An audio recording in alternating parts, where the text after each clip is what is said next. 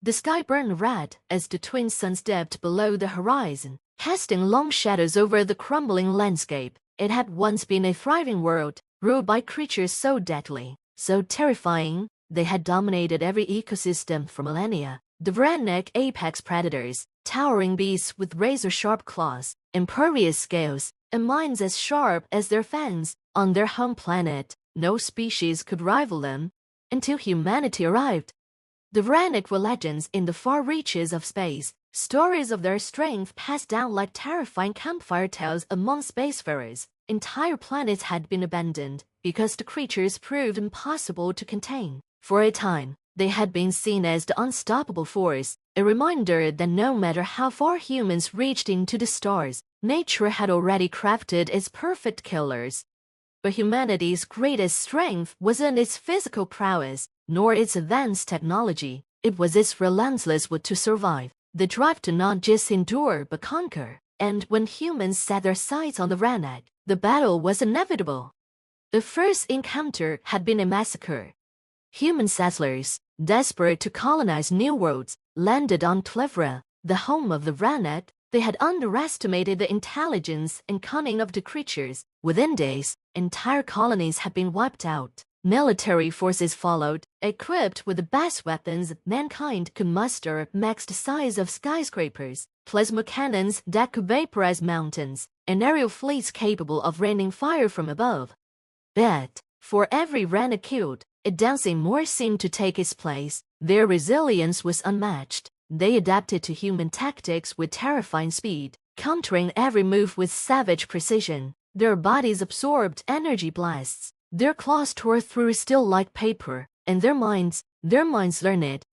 Years passed, and the war with the redneck raged on. Whole fleets were lost, colonies abandoned, and resources drained. The Galactic Council even considered abandoning the planet, declaring it a no-go zone, but that wasn't humanity's way.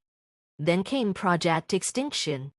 It wasn't a war of attrition humanity would win. It was a war of innovation. Geneticists, engineers, and strategists came together in a cold, sterile lab on a distant station. The solution they devised wasn't brute force, it was far more subtle. They would play nature against itself. They unleashed a virus, one crafted specifically for the redneck, designed to target their biology, weakening their immune systems and dulling their intelligence. The predators, once perfect killing machines, began to falter. Their sharp minds dulled, their bodies grew frail. They lost their ability to strategize, their pack formations crumbled, and their once unstoppable power faded. Humanity didn't stop there. While the virus weakened them, specialized squads swept through the planet, hunters clad in adaptive armor, wielding weapons tailored to the now vulnerable redneck, methodically took down the remaining beasts. No longer was it a battle of survival, it became a systematic extinction event. The last of the redneck died, under the weight of a planet-shaking explosion, their final stronghold collapsing into ash and dust. The skies cleared, and humanity claimed the world that had once belonged to the greatest predators the galaxy had ever known. Centuries later, Cleaver was a peaceful world, dotted with human cities and terraformed to suit their needs. The only remnant of the redneck were statues erected in their memory, towering beasts frozen in time, now nothing more than historical footnotes. In one such city, a young boy stood before a statue of a redneck, its eyes still haunting even in stone. His father stood beside him, a veteran of the war, now graying and wearing the uniform of a planetary marshal. "Dad," the boy asked, eyes wide with curiosity, were they really that dangerous? The man looked up at the statue, a shiver running down his spine despite the years that had passed. They were, but in the end, we outsmarted them. The boy frowned. "Isn't that sad, that they're all gone now?" The man sighed, placing a hand on his son's shoulder. "It's the way of the universe, son. Only one species gets to be at the top." As they walked away, the statue stood silent, a monument to a once great species that had ruled as apex predators until humanity, relentless and determined, proved that in the end, nothing could stand in its way.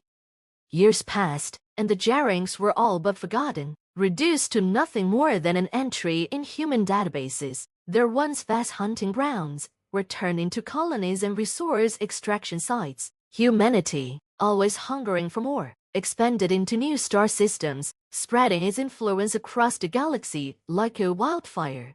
But the galaxy had its own memory, and it would not forget. Beneath the surface of the dead world once ruled by the Jerings, something stirred. The humans who had settled, theory engineers, miners, and terraformers began to notice strange occurrences. Equipment malfunctioned inexplicably, and the sensors designed to monitor the barren planet picked up unusual readings, signs of movement deep underground. They chalked it up to faulty machinery, old ruins, and natural phenomena, brushing aside the warnings until they couldn't anymore. Lance Corporal Avery McGinn was stationed at Outpost Theta, a small facility nestled near what had once been the densest forest on the planet. She was a soldier by training, assigned to protect the colony. Though there hadn't been much to protect against, the colony was quiet, mostly filled with scientists and workers. It was supposed to be easy work. But something had changed. Reports of missing personnel had started trickling in. Small at first, an engineer who hadn't shown up for his shift, a group of surveyors who never returned from an expedition into the old Jarring's territory. The colony administrators tried to keep it quiet, but rumors spread fast. Whispers of creatures in the night, shadows that moved in the barren landscapes, and a feeling of being watched. Avery had dismissed them as ghost stories, paranoia playing tricks on tired minds. That was, until she saw it herself. It was during her night patrol, the same route she'd taken 100 times before. The air was still, the stars twinkling faintly above, when a low growl echoed across the barren plains. Avery frowned, her hand instinctively going to her rifle. The sound wasn't human, it was deep, resonating, and far too close for comfort. She switched on her night vision, scanning the horizon. At first, she saw nothing, just the rocky terrain and the skeletons of long dead trees, but then she caught movement, a flicker in the distance, something large, something fast. She radioed the outpost. "Command, this is Corporal McGinn. I've got movement out." Her large, unidentified, requesting backup. There was a crackle, and then the calm voice of command replied, "Copy, Corporal. Stay put. We're sending a team to your location." But before the team could arrive, the thing emerged from the shadows. At first glance, it looked like one of the Jarings. Avery had seen their preserved remains in the colony's museum, a towering creature, sleek and powerful, built to kill. But this was different. It was gaunt, its scales shimmering with an otherworldly glow, its eyes burning with an unnatural intensity, and it wasn't alone. 3 more stepped out of the darkness, moving with a predatory grace that sent a chill down her spine. Avery raised her weapon, heart pounding, but her fingers hesitated on the trigger. These weren't the creatures that had fallen so easily to human weapons. There was something different about them, something evolved. The Jarings had been extinct for years. They were supposed to be gone. And yet, here they were. The creatures descended on the outpost with a vengeance, as if exacting retribution for their fallen ancestors. No longer bound by the laws of nature, they were something new, faster, deadlier, and seemingly impervious to human technology. Bullets ricocheted off their shimmering heights, and energy weapons barely slowed them. The colony was plunged into chaos. Alarms blared as soldiers and civilians scrambled for safety, but there was no escape. The creatures moved like shadows, silent and lethal, tearing through defenses with terrifying precision. The outpost that had stood for years, a symbol of human dominance, fell in a matter of hours. Avery fought valiantly, but she knew it was futile. Humanity had made a fatal error. They had underestimated the resilience of the Jarings. In their arrogance, they had assumed that extinction was the end of the story. They had forgotten that life, especially life born from such powerful predators, had a way of surviving even in death. The colony was overrun, and as the last of the survivors were dragged into the night, Avery saw an unmistakable gleam in the eyes of the creatures. They remembered. The fall of Outpost Theta was only the beginning. Across the galaxy, on every world where humanity had extinguished the species in their relentless quest for power, something stirred. Creatures long thought extinct began to reappear, twisted and evolved. rising from the ashes of their destruction. The humans called it the Reckoning, a cosmic backlash for their unchecked expansion. No one knew how it had happened. Some whispered of ancient forces, of nature reclaiming its own. Others spoke of forgotten technologies, engineering gone awry, or the unintended consequences of tampering with ecosystems on a galactic scale. But the truth didn't matter. What mattered was that humanity was no longer the apex predator. On the bridge of the warship Endeavour, Admiral Marcus Graves stared at a hollow map of the galaxy, watching in horror as red markers distress signals from down scenes of human colonies flickered into existence, one after another.